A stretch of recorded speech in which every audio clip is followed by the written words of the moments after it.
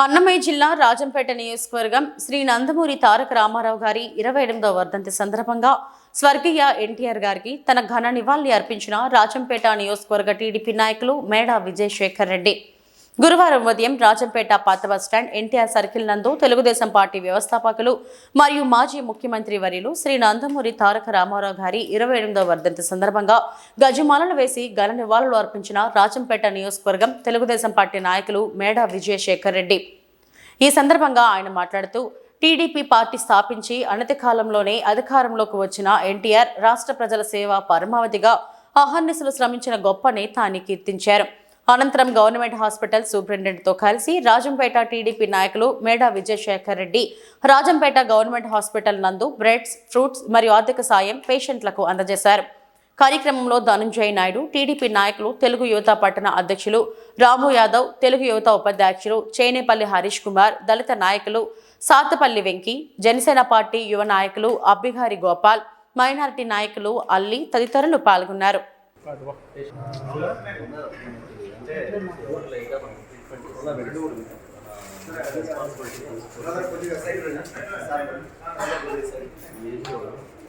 ఏంటంటే అక్కడ వదిలేసిపోతే ఎవరో వచ్చి చేయించారు. లాస్ట్ వీక్ కూడా బ్యాక్ కూడా నెక్స్ట్ పర్సన్ని చేస్తే మనమే 3 రోజులు ట్రీట్మెంట్ ఇచ్చి వాళ్ళ అడ్రస్ కనుక్కొని సిద్ధవటం అంటే వాళ్ళ వాళ్ళని పిలిపించి చేశాం. పోలీస్కి ఇన్ఫార్మ్ చేశారు. 72 అవర్స్లో వాళ్ళు చూస్తారు. ఆయన మాట్లాడే పరిస్థితి లేదు, అడ్రస్ గురించి చెప్పలేకపోతుంది. ఆల్జీమర్స్ లాగా ఉంది.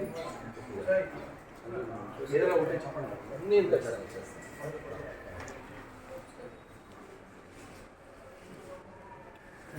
మీకు కూడా తలకాయలు కట్ అవుతుంది.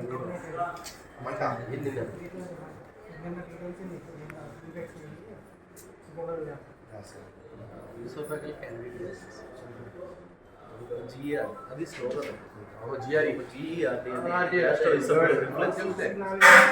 స్లోగా ఏంటంటే స్పిరిటర్ లూజ్ అయ్యింది. రివర్స్లో యాసిడ్ మనం తిన్నదనుకున్న యాసిడ్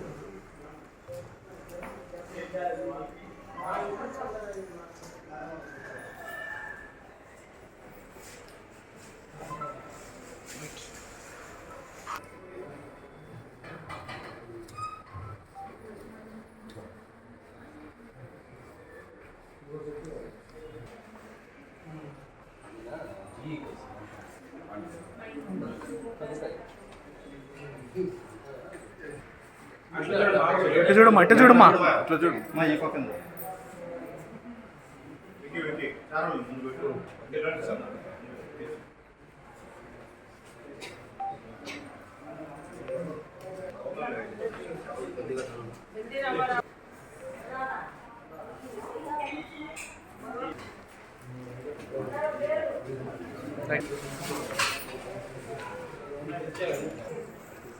తీసుకో బాగుంది.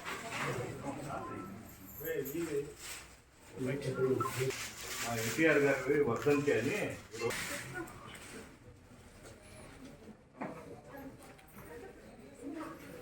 ఈరోజు ఎన్టీఆర్ గారి వర్ధంతి మా వర్ధంతి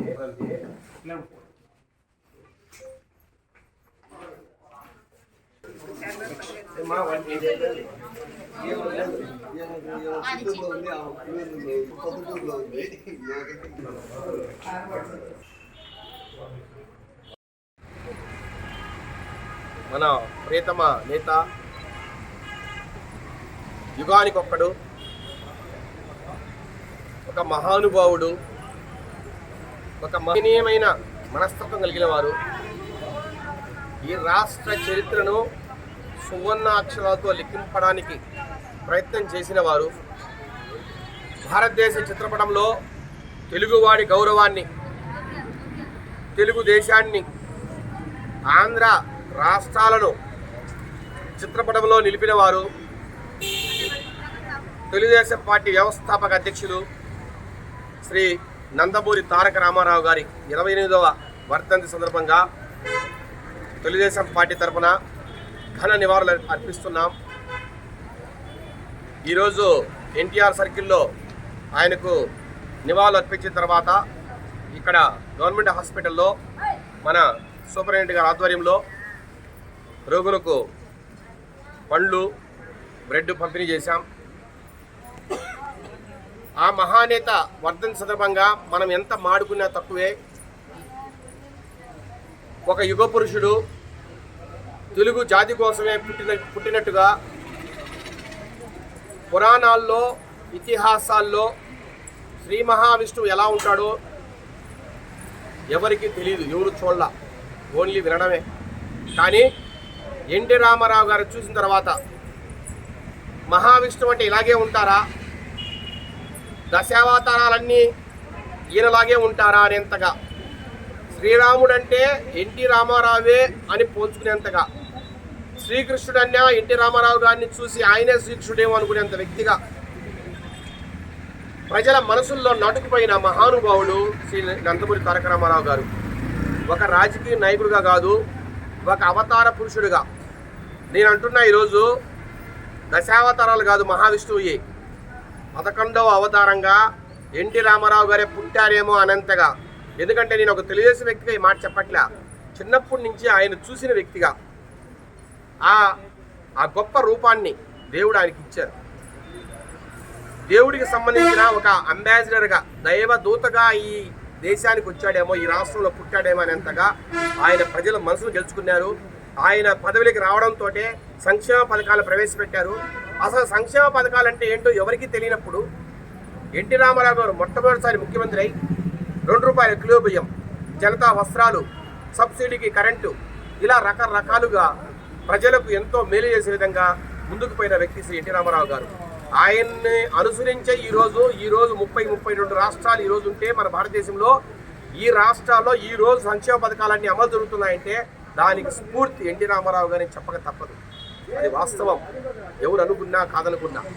అలాంటి మహనీయుడు తెలుగుదేశం పార్టీని స్థాపించి ప్రజల్లో ఒక చైతన్యాన్ని తెచ్చి ఆంధ్రుల ఆత్మగౌరవాన్ని ఢిల్లీ నడివీధుల్లో చిరస్థాయిగా నిలిపిన వ్యక్తిని కూడా అందరూ చెప్పుకుంటున్నారు.